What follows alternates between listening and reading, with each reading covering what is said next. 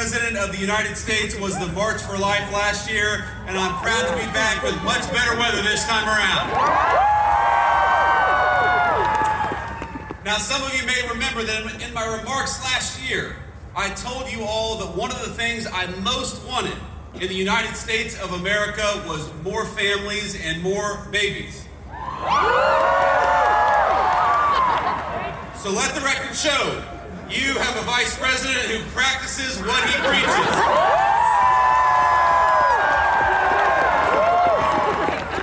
Usha and I announced this week that we're expecting our fourth.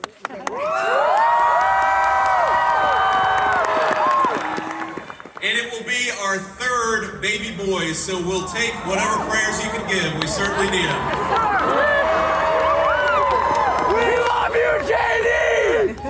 And when I was here last year, I had one other piece of advice for this group, and that was very simple: to be joyful in your advocacy.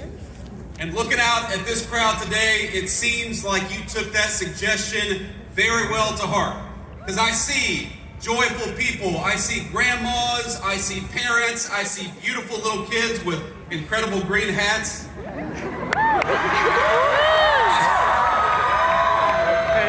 Now, did you all dress like that so that if you lost yourselves, you could find everybody? Okay, that's a good plan. I'm gonna take that. I'm gonna take that advice back home. The theme of this year's March for Life, as most of you all know, is that life is a gift. And I know for me personally, this year there is so much to be thankful for. I'm grateful to my own family, for my beautiful wife, Usha, and that God has given us the miracle of new life again.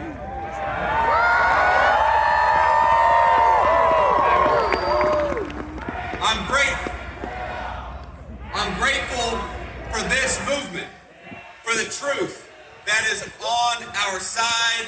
And frankly, I'm thankful for the technological breakthroughs that have allowed us to affirm and protect life. Things like 3D ultrasounds that didn't exist just a few short decades ago.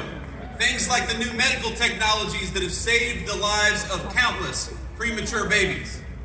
But let me today say that I am especially grateful for all of you, even the ones with Michigan hats. There are a couple of you out there.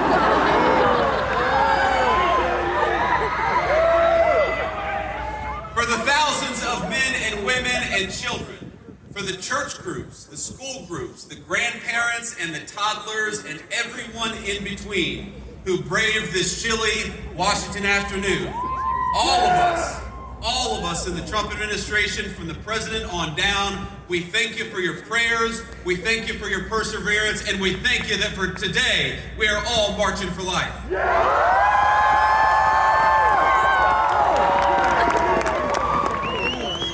I know a lot of us heard from the president just before this, so you know that he loves and cares deeply about this movement.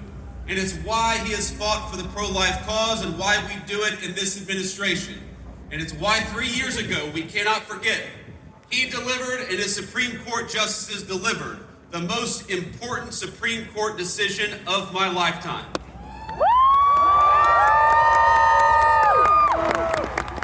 Because with the Dobbs decision, what we did, what the president did, what the Supreme Court did, was put a definitive end to the tyranny of judicial rule on the question of human life. He shattered a 50-year culture of disposability, one that treated human life as expendable the moment that it became inconvenient. And he empowered our nation and our movement to build a culture of life from the grassroots up. And over the last year, I gotta brag a little bit, our administration has worked very hard to lead that effort and to pick up the pieces to clean up the wreckages of 5 decades of bad policy on the question of life.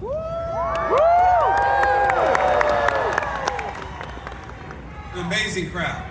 Vance DeSantis 2028. Now, our vision is simple. We want life to thrive in the United States of America. Amen, brother. We want Americans, every American from all walk of life, to have happy, healthy children.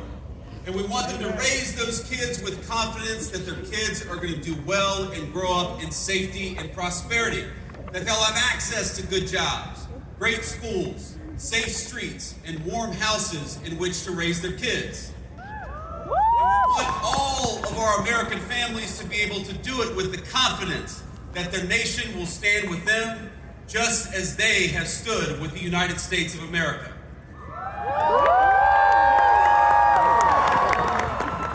Now, you all know this very well, that building a culture of life requires persuasion. And that's what's so different about this moment compared to the moment that was dominated by the Supreme Court for 50 years. We're not trying to argue to the Supreme Court anymore. We are trying to argue to our fellow citizens that we must build up that culture of life. And as you know, that effort is going to take a lot of time, it's going to take a lot of energy, and it's going to take a little bit of money.